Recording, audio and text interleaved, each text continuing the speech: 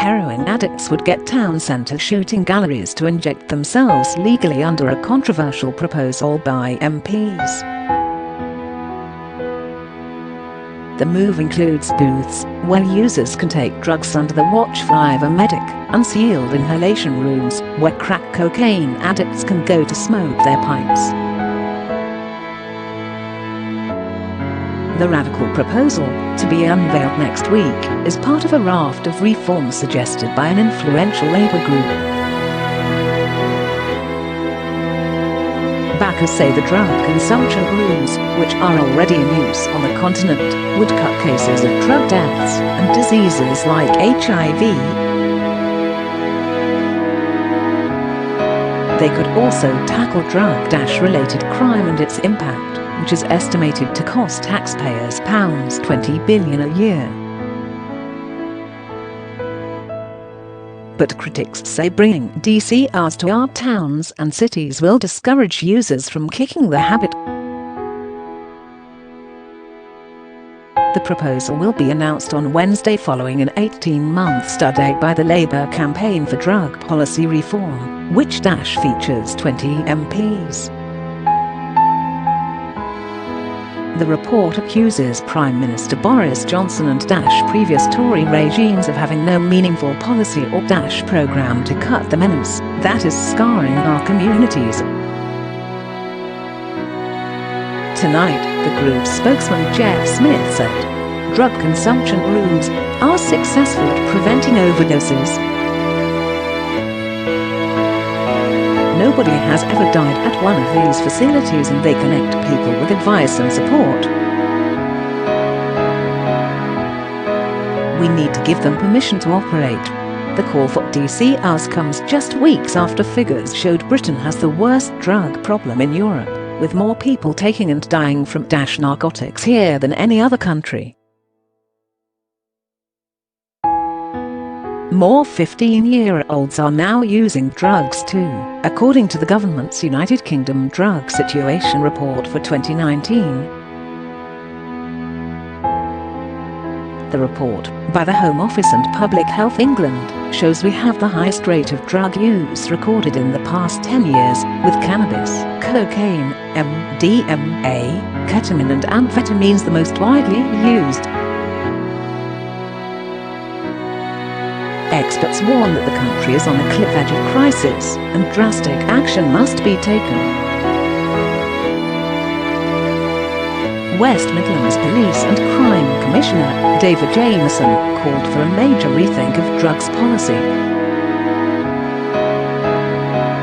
He said, "We need a sensible national conversation about how we can reduce the harm, crime and huge cost to the taxpayer from drugs." Despite the huge effort of different agencies, collectively, drugs policy is failing. We need to treat those suffering from drug addiction as having a medical problem, rather than as criminals. By properly supporting those with an addiction, we will actually reduce the harm from drugs, crime caused by those stealing, to feed their addiction and ultimately save the taxpayer money. This will also deny the market to those who are making a profit out of people's misery. Close quote. A report last year claims that just 20 heroin addicts in Middlesbrough carried out 400 detected criminal offences in 2 years, at a cost of £800,000 to taxpayers. Jason Harwin, Assistant Chief Constable of Cleveland Police and drug spokesman for the National Police Chiefs Council, warned we are facing a national emergency. But Tory Prime Minister Keir Malthouse branded the plans for DCRs as a distraction. And Adrian Crossley, of the Centre for Social Justice think tank, called the plans very worrying. He said, "We need to properly design and fund services aimed at helping people to full recovery before targeting policies to merely keep them alive." Close quote. DCRs are widely used in Europe and users can exchange hard drugs like heroin and crack for substitutes, along with sterile injection kits. The first facility of its type opened in Switzerland more than 30 years ago, and there are currently more than 70 such sites worldwide. None of them have ever recorded an overdose death, campaigners claim. Under a scheme set up in Scotland, a mobile drugs van is helping addicts in Glasgow take drugs safely. But police have warned the unit's founder, Peter Crichton, that he is breaking the law. In June, it was claimed police forces had quietly introduced policies to let users of Class A drugs, including heroin, dodge prosecution.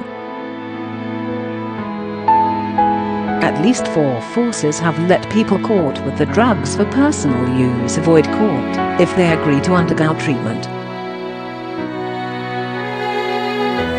Police and crime commissioners say the policy avoids criminalizing young people and can be more effective than prison or fines. But experts warn it should not pave the way for decriminalization or undermine any messages about the dangers of drugs. The Home Office is conducting a review of drugs policy, but ministers have so far ruled out decriminalization or legalization. A spokeswoman said yesterday, "Our approach to drugs is clear. We must prevent drug use in our communities, support people through treatment and recovery, and tackle the supply of illegal drugs. We have no plans to introduce drug consumption rooms. Anyone running them would be committing a range of offences, including possession of a controlled drug and being concerned in the supply of a controlled drug. We are committed to tackling drug misuse. Spoon-feeding help to cities vulnerable. Like many officers, Cedric Chervitt's workplace has a pile of spoons, but they are used for shooting up, not brewing up. Addicts heat their heroin on a spoon before injecting it into their veins, and it is all completely legal.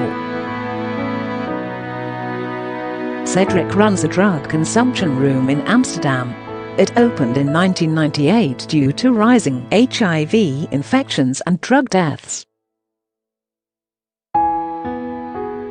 Like the 70 other DCRs worldwide, in cities such as Hamburg, Geneva, and Paris, the centre is open daily and offers a sterile, safe place for users. About 18 people use it each day, and twice that at the weekend, Cedric said. There was support from City Hall and the police. It makes no sense to arrest people, jail them for the night, and the next day they are released. The police force want to be catching the big fish, they don't want to be social workers for those using. Close quote. In the late 1980s, there were 30,000 drug users in Amsterdam. Now there are 30,000 drug users registered in the whole of the Netherlands. Cedric said a night in a Dutch prison for a drug user cost around £270, compared to £4.50 for use of the DCR. For and against. Alex Stevens, professor in criminal justice at the University of Kent, said, "Drug consumption rooms are a sensible proposal.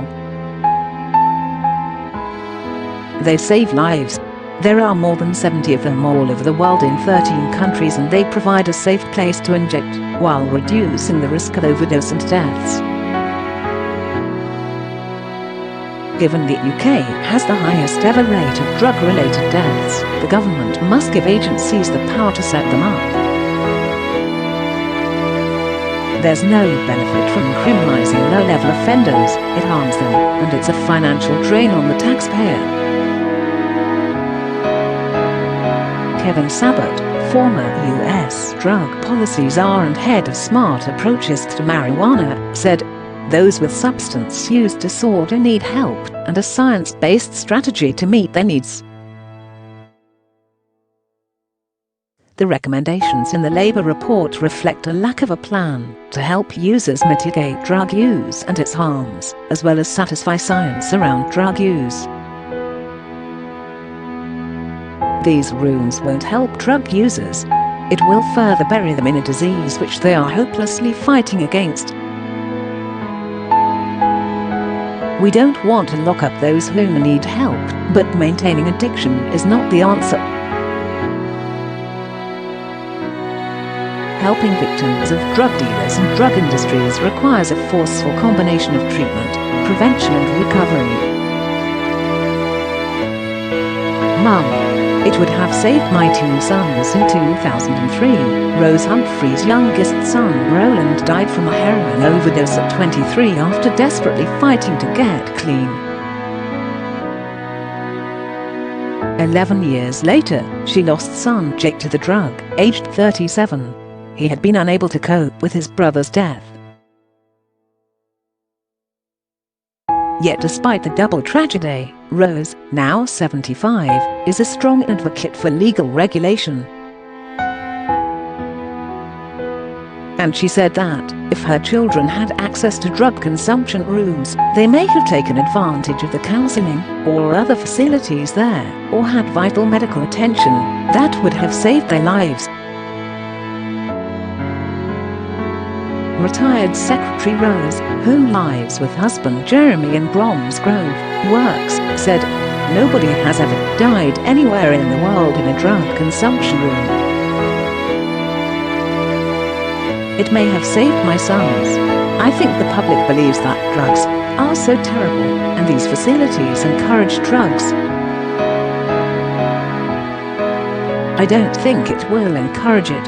My view is that people have always taken drugs, and we're never going to stop them wanting to. If it was regulated by the government, sold in clearly labelled packages and produced safely, there would be fewer deaths and fewer street dealers." Close quote.